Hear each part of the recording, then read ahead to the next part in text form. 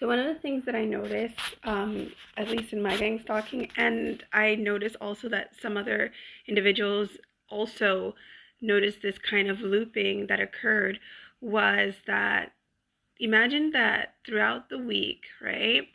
Of course, you're going to be hearing the NPCs making comments or whatever, depending whatever your narrative is, etc., right?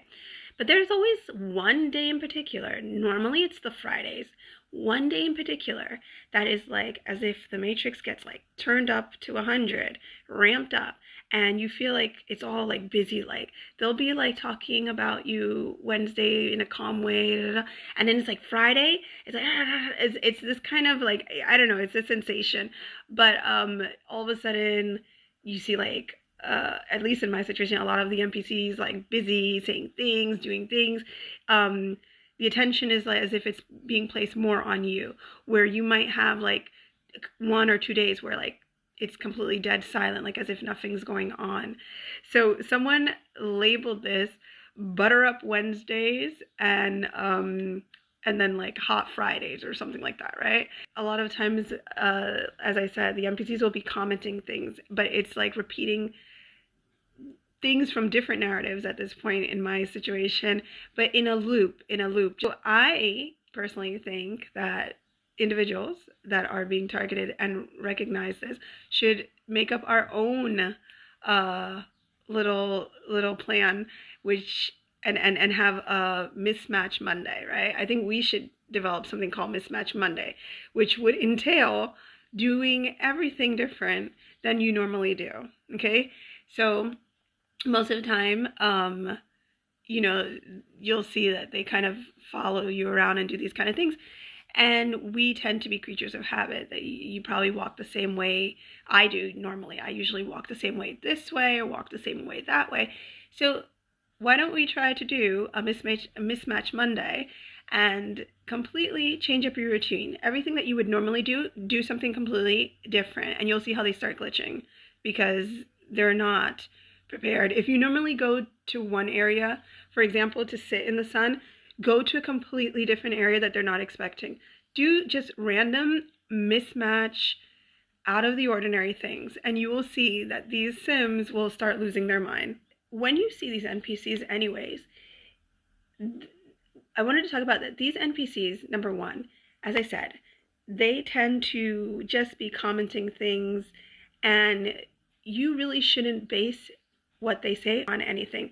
Why? Because imagine that the Matrix that day decides to send you 1, 2, or 3 NPCs that have something negative to say about you, and it makes you feel like you ruined your whole day, and you really start to question like, I don't see anything changing. Is this really am I really progressing spiritually? I don't know. Just an example. Don't base anything related to your spirituality or your spiritual growth on what they have to say, because they are looping, okay? But consider that it is kind of like an energy war. You have to bend the energy, and the dark forces at play are also trying to bend the energy. So, the NPCs are in the middle. They're gonna go whichever way the energy goes, okay? So don't focus so much on what they have to say, focus on yourself. And just because in that particular day, it seems as if the enemy is bending the narrative more in his direction, don't take it personal. Just go with the flow. You continue to take everything with calm and just, worry about the things that you want to do, worry about yourself, things of that nature. Every day that you wake up, you should say, what have I done today to glitch the Matrix? What have I done today to make the enemy mad? God gives you the chance every single day to wake up, okay? And it's not so that you can just sit there like, watching junk on TV. If you are chosen, you know that you have a calling. Start working on whatever it is that God is calling you to do, okay?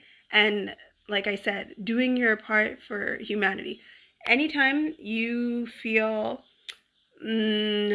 tired, remember all of the people in this world who have souls and did not know anything about this, and how the Matrix maybe, completely destroyed them. or messed up their lives. And some people actually could have taken their own lives, because a lot of gang-stalked individuals sometimes take their own lives and things like this.